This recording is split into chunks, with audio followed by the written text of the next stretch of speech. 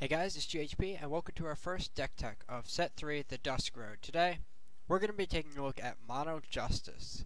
This was the deck that originally we were building a Huru aggro deck built around one of my favorite cards in the new set, Unseen Commando, which, as everyone who's been watching me on stream, has learned that I think the card is insanely powerful, and I've been putting it in a lot of decks. But, we tried to build Huru, and we thought, why am I playing Primal? The Primal cards aren't that good.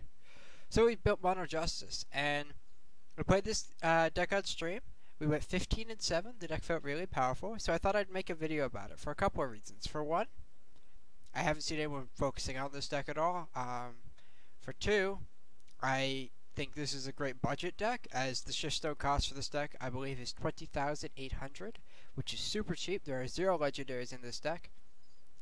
And I also think the deck is fun to play and allows people to utilize skill over their opponent, which is something some decks can lack. I think this deck has a fair bit of decision making, which is important, at least for enjoying the game.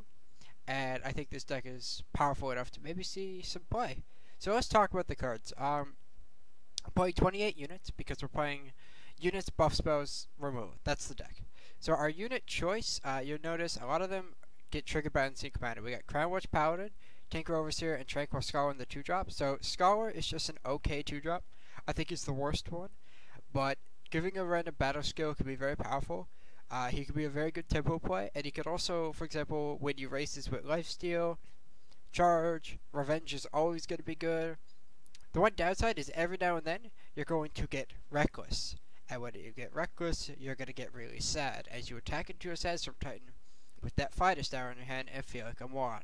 But our 2-drop slot is just early aggressive creatures. Crownwatch, Warcry. He's a little bit weaker now after getting nerfed a few months ago, but with Oathbook as well, it makes these cards a lot better. Plus, Overseer has synergy with our relics. Now, if we look at our 3-drops, it's a bit crowded. We have Auric Sentry, which is a good blocker, decent attacker. Where's Warcry as well is great with Oathbook. Great with Unseen Commando because a 2/6 is just very hard to kill. Silverwing Familiar, Evasive Threat, Aegis, Lifesteal for those aggro matchups, and just anything that flies is just super powerful when you can buff it. Unseen Commando is just the best card in this deck. The card has so much important text on it, and in this deck, not only does it buff itself, it buffs almost all of your other units. The units it doesn't buff is Tinker Overseer, Tranquil Scholar, Valkyrie Enforcer. Everything else it buffs. And in multiples, this card's insane. Valkyrie Enforcer is arguably the best unit in the game. I don't know if it is, but it's definitely up there. I just think you're going to have to play this card in basically any Justice creature deck. Silence is so relevant, plus it's a good body. And now if we look at our spells, we have 4 Fighter Star for combat tricks, which they serve their purpose. A lot of your units are already decently sized, but just that extra little bit of oomph can really get through things. And for example, Black Sky Harbinger, we have 0 ways to remove, unless you Fighter Star or Vanquish. But realistically, we don't remove it, so instead we have to attack through it and get rid of it. Protect, although a lot of our units already have Aegis, we have Crownwatch Paladin and Silverwing Familiar. That extra Harsh Rule mitigation, the extra Lightning Storm mitigation, the extra 1-for-1 removal mitigation, since we don't have a card like Sabotage to play, is excellent. Now, one of the more impactful cards in this list, though, is Paladin Oathbook. Oathbook allows some really stupid situations. For example, playing against an aggro deck and putting a Silverwing Familiar in play, and knowing if you are alive 2 turns from now, you probably win the game, because you could just attack and gain so much life. This also triggers Tinker Overseer, which is nice.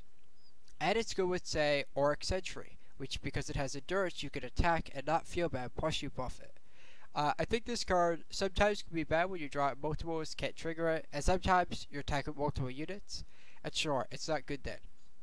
But I think this card is powerful enough to make a 4 of in this deck, just because it slides into this deck so cleanly, with a lot of our units having either a little bit of a weaker stat line, but really good effects, or just solo carrying a game, like with Silverwing Familiar. And then our last spell is Vanquish. Now, Vanquish is just the best Justice removal we have. We could play Entrapment, But basically everything we want to kill, we can Vanquish it. Vanquish is cheaper. It also combos with Finest Hour, and it lets you attack through, say Sandstorm Titan. Where some people might play around Entrapment with their Titan and not attack, because this deck is heavily flying based. Then we have Auric Runehammer. It's a card that I don't want to include too many of, because some matchups they do absolutely nothing.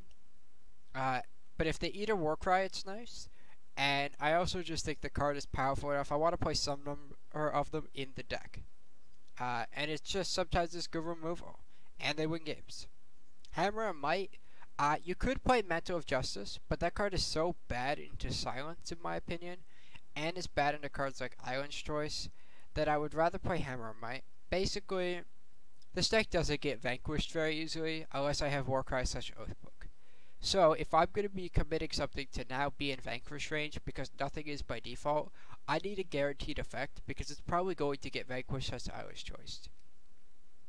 I think getting Warcry 3 and +3/+3 is better than what's often going to be just +4/+4 or +5/+5.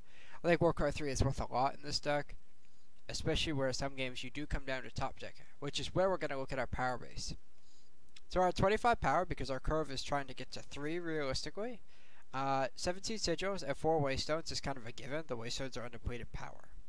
I've decided I want to have 4 depleted power, and on stream I was playing 4 Emerald Monuments.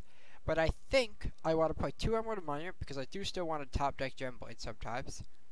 And I want 2 Crest. So these are, you know, yes, they're off color. Well, kinda. We are Mono Justice and we hit Justice. So it is just a depleted power that scouts. I do think you could probably play more Crests in your list.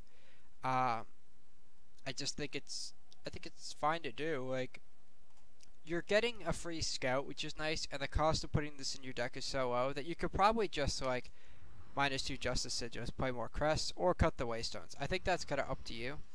But this is the configuration I've went with. I haven't done any math on this deck to find out what the correct number of depleted power is, though. But I think 4 is about right.